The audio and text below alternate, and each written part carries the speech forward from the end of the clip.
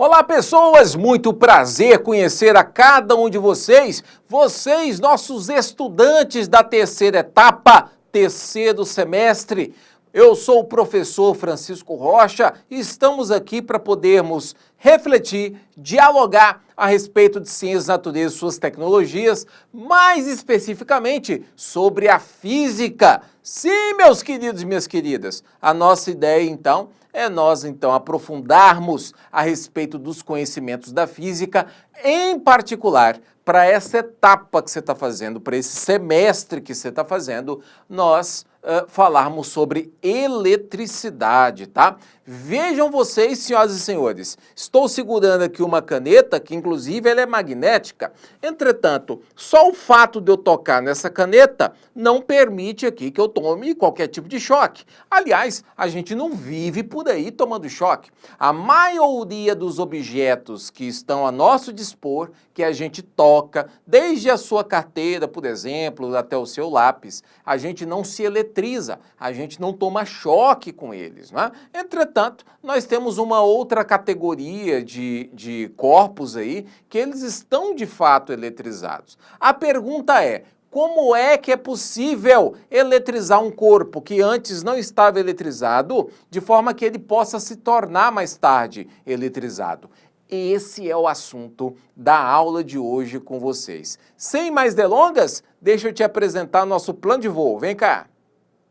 Então, nossa ideia é falarmos sobre eletrostática, e essa daqui é apenas a parte 1, tá? Bom, o que seria eletrostática? É essa parte da física que estuda exatamente as cargas elétricas, e olha o detalhe, vou até usar aqui o meu pincel agora para poder frisar essa palavra, tá? Cargas elétricas em repouso por enquanto, né? E elas vão apresentar por conta disso interações, forças que podem ser atrativas ou podem ser repulsivas entre elas nesse caso, tá? Mas ainda permanece aquela pergunta que eu fiz no início, tá? Afinal de contas, como é que eu posso eletrizar um corpo? Como é que descobriu-se, inclusive, a própria eletricidade? Senhoras e senhores, isso veio muito antes de Cristo, essa noção, tá? Veio, inclusive, com um filósofo, com um matemático chamado Tales, e ele vivia na cidade de Mileto. Antigamente era assim, você chamava o seu nome e da onde você vinha. Afinal de contas, não eram tantas pessoas assim. Tales de Mileto é que conseguiu perceber e documentar os primeiros fenômenos elétricos. Dá uma olhada aqui comigo. Esse aqui é o busto de Tales de Mileto, para a gente ter uma noção, né, de quem que seria ele. O fato é que 600 anos antes de Cristo, essa figura histórica aí, ela percebeu que toda vez que ela atritava, ou seja, que ela esfregava, ela atrita aqui, né? Pele de gato, por exemplo, pele de gato, com uma outra substância chamada âmbar, que é uma espécie de uma resina amarelada, quando ela esfregava isso, né, ela percebia que o âmbar, ele era capaz de atrair objetos bem levinhos, como por exemplo palha. Ele atraía palha naquela ocasião, tá? Só para você ter uma noção, tá aqui o âmbar, tá? O âmbar parece essa pedra bonita, não é? Mas isso aí é uma resina que vem aí da natureza. E o fato é que na Grécia Antiga, eles ao invés de falarem âmbar, eles diziam que isso chamava-se elétron. Se você já ouviu falar essa palavra, isso não é por um acaso, tá? Esse elétron, ele vai fazer parte da nossa história. Mas foi assim que foram as primeiras observações, né? Mais tarde, agora, em tempos bem mais modernos do que Tales de Mileto, nós descobrimos onde é que está a fonte dos fenômenos elétricos. E percebemos que essa fonte, sabe onde está?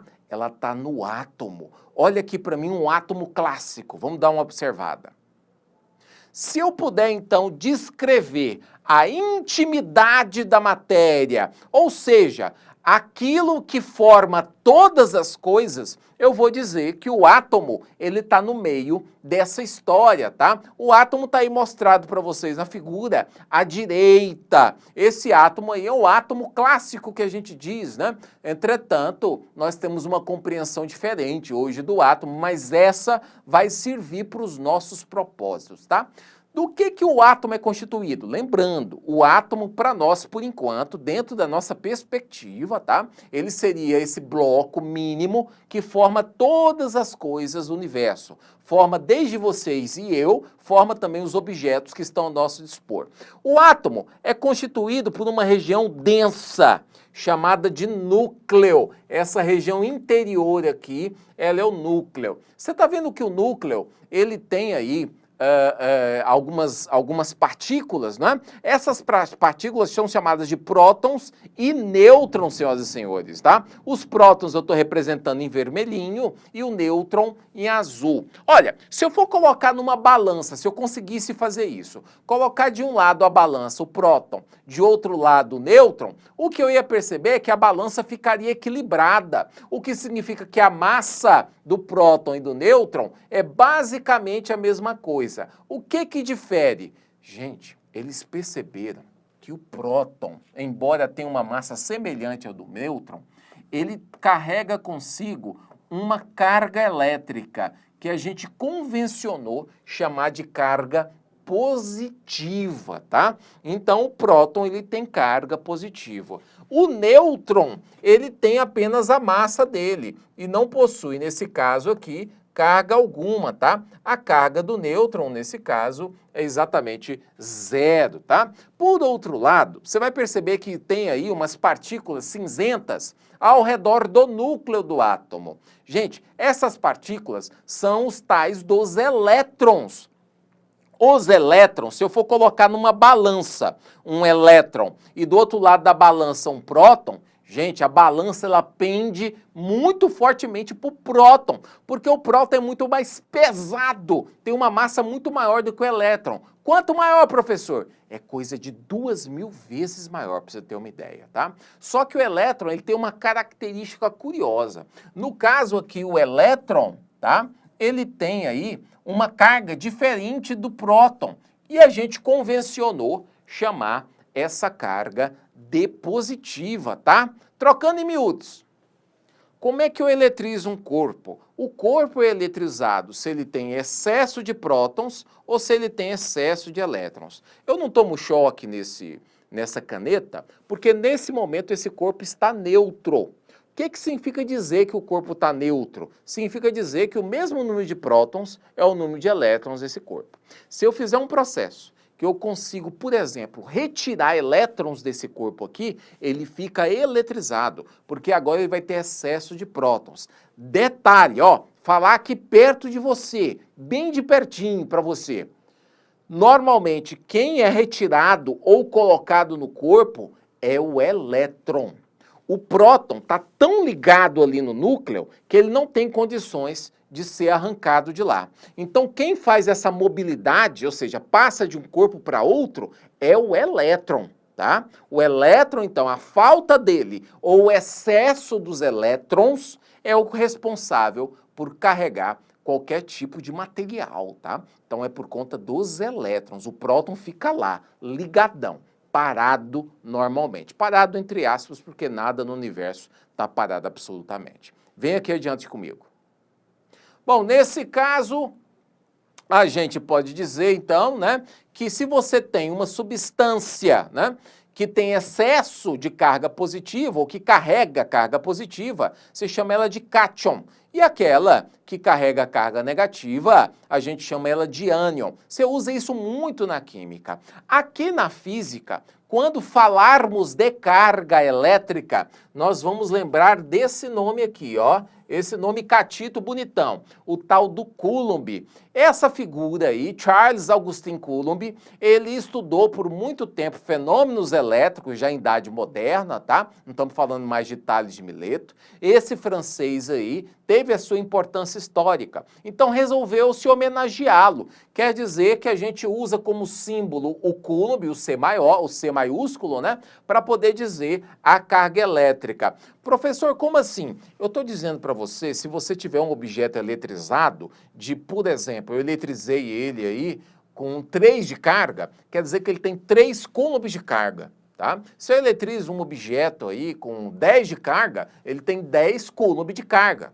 Tá? Então, essa é a unidade de carga elétrica, será o Coulomb. Dica de passagem, se você conseguir colocar num objeto 1 Coulomb de carga, você carregou esse objeto para um caramba, tá? Ele está extremamente carregado.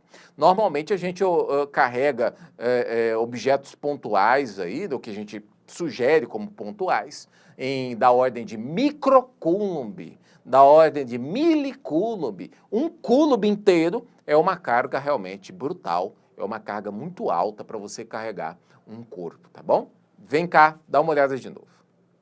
Bom, então nesse caso, né, a gente tem que dizer quanto que é a carga do próton ou do elétron, tá?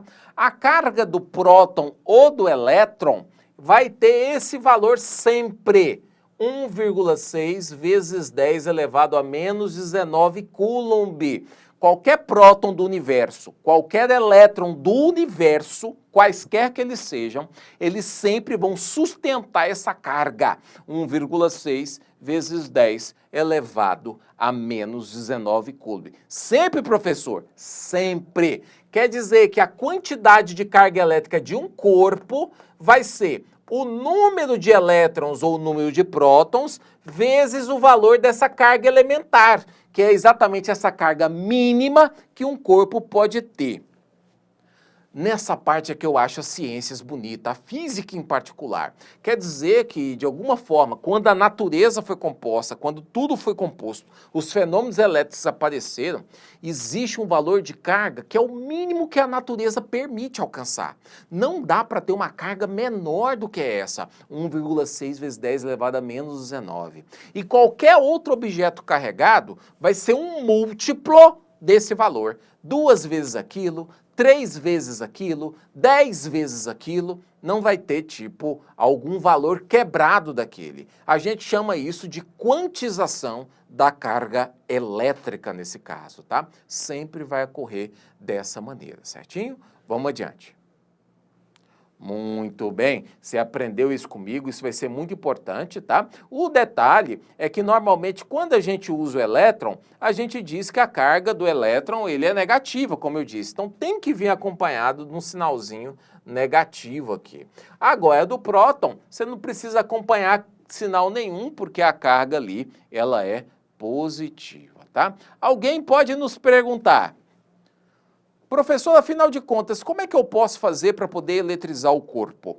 Um corpo pode ficar eletrizado por 3 processos, basicamente. Hoje, na aula de hoje, eu vou te mostrar um deles, que é o processo de eletrização por atrito, que é exatamente o processo que o Tales de Mileto observou. Vem comigo aqui que você vai entender. Bom, o processo de eletrização por atrito foi, como eu disse, o primeiro que foi observado, tá? Quando você atrita 2 substâncias, cada uma delas, no final do atrito, elas acabam, então, adquirindo cargas de sinais diferentes. O valor das cargas serão os mesmos, mas o sinal é diferente. Qual que é a única condição? Que essas substâncias sejam diferentes. Se eu tentar atritar plástico com plástico, eu não eletrizo nada. Agora, se eu, por exemplo, atrito plástico com vidro, aí eu consigo eletrizar. Se eu esfrego plástico e vidro, eu sou capaz de eletrizar todas essas coisas aí, tá? Então, como dissemos, foi o primeiro processo de eletrização, tá? Quando eu faço ele, ambos os materiais se eletrizam, tá? No início, os corpos estão neutros e depois, no final, os corpos, eles ficam carregados com o mesmo valor, mesma quantidade de carga, só que o sinal fica contrário. Essa eletrização é tão importante que, para poder organizar, eles fizeram uma espécie aí de tabela para mostrar quem fica positivo, quem fica negativo. Essa daqui é exatamente a tabela da série triboelétrica, tá? Essa tabela, ela tem vários materiais, como isso aqui, ó, por exemplo, a pele humana, pele de coelho, pele de gato, alumínio, algodão. O que essa tabela ela te conta? Que história que ela te fala? Ela te fala que se, por exemplo, você atritar a pele humana com algodão, a pele humana vai ficar, vamos lá, vamos colocar uma seta aqui. A pele humana vai ficar positivamente carregada e o algodão, ele fica negativamente carregado, tá? Se eu atritar, por exemplo, couro com papel, o papel fica positivamente, o papel fica negativamente carregado e, o couro fica positivamente carregado. O que essa tabela está te dizendo? Ela está dizendo que quem tiver mais para a esquerda fica positivo quando atritar. Quem tiver mais para a direita fica negativo quando for atritado, tá? Duvida do que eu estou te contando? Eu quero te mostrar na prática hoje que é possível, então, você eletrizar corpos que antes não estavam, tá? Dá uma olhada aqui, eu trouxe aqui na aula de hoje, vou até abandonar aqui e já pegar o meu material. Eu trouxe aqui na aula de hoje o seguinte. Eu estou aqui com um cano, desses canos comuns, canos PVCs, tá? E ele, no momento, não está atritado. Ou seja, eu não tenho cargas elétricas aqui, ele está neutro. Uma prova de que ele está neutro é que se eu aproximo esse cano desse punhado de papelzinho aqui, ó, perceba, nada acontece. Então eu vou fazer um processo de atritamento simples aqui. Agora o que eu vou fazer é pegar papel higiênico que está aqui e eu vou começar a atritar com cano, tá? Ou seja, eu vou esfregar vigorosamente aqui o cano com papel, de forma a eletrizar. Perceba que o papel, ele é de um material diferente em relação ao cano, tá? Então eu consigo fazer esse atritamento. Ou seja, nesse momento eu estou colocando carga elétrica aqui, tá? Agora olha aqui na mesa. Olhando na mesa, olha o que acontece. Percebe que o papel começa a ser atraído simplesmente porque eu atritei? Ou seja, eu consegui, então, colocar carga elétrica. Elétrons foram transferidos de um lugar para outro, aqui nesse caso, tá? E aí eu eletrizei todo o cano, como vocês podem perceber. Gruda, parece até um ímã nesse caso aqui, tá? Outra experiência que você pode fazer é o seguinte. Vamos voltar aqui comigo. Deixar aqui essas coisas para não fazer muita bagunça. Outra experiência é com um canudinho. Você usa o canudinho, por exemplo, e aí você vai atritar o canudinho com um papel normal. Sabe esses papéis de caderno que vocês têm? Seria isso. Quando for atritar o canudinho, você aperta bastante aqui, aperta bem, tá? E esfrega nesse sentido que eu estou fazendo, tá? Esfrega assim. Quando você perceber que o canudinho, ele tá bem quente, quer dizer que você atritou o suficiente aqui, tá bom? E agora eu vou mostrar para vocês a magia. Dá uma olhada aqui na porta do estúdio. Deixa eu ver se eu consegui fazer o que é necessário. Aqui, então, na porta do estúdio, o canudinho, ele deve ficar, vamos ver. Ops, ainda não atritou o suficiente. Vou ter que usar mais ainda do papel, só um momento. Vamos tentar de novo. Estou aqui atritando o tal do canudo, olha lá, ó. Estou tentando, então, induzir atrito aqui, né? Ou seja, fazer com que um ganhe elétrons e o outro perca elétrons, porque são eles que vão fazer aí a carga elétrica aparecer. Então, agora é assim, deixa eu ver se dá.